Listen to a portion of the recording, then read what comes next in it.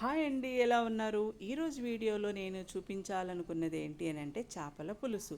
మా ఇంట్లో మేము ఎలా చేసుకుంటామో అనేది మీకు చూపించాలనుకుంటున్నాను. ముందుగా కడుక్కున్నటువంటి ముక్కల్ని సాల్ట్ కొద్దిగా యాడ్ చేసుకుని, అంటే మేము సాల్ట్ తక్కువగానే తింటాం కాబట్టి 4 to 5 స్పూన్స్ యాడ్ చేసుకున్నాను. తర్వాత 2 స్పూన్లు పసుపు యాడ్ చేసుకున్నాను.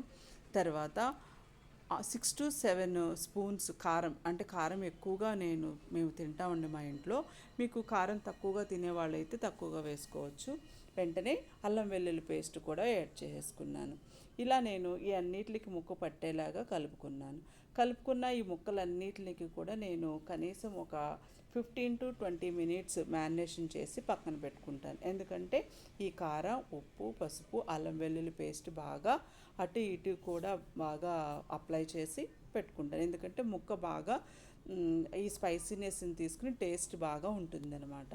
అలా యాడ్ చేసుకున్న ముక్కల్ని పక్కన పెట్టుకుని మనం ఒక బాణీ తీసుకుని ఆ బాణీలోని నూనె, అలానే ఉల్లిపాయ ముక్కలు, టమాటా ముక్కలు, పచ్చిమిరపకాయ ముక్కలు వేసుకుని ఫ్రై చేసుకోవాలి.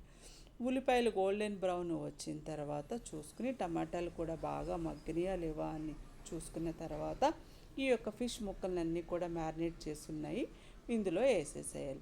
మొదట్లో నేను గరిటెతో తిప్పుతున్నాను, బట్ తర్వాత మాత్రం ఎట్టి పరిస్థితుల్లోనూ గరిటెతోని తిప్పకూడదు.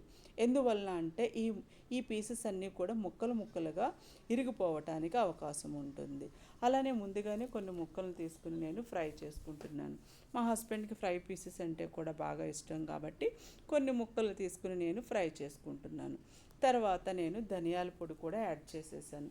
ధనియాల పొడి, జీలకర్ర పొడి కూడా నేను ఈ యొక్క ముక్కలకి యాడ్ చేసేసుకుంటున్నాను.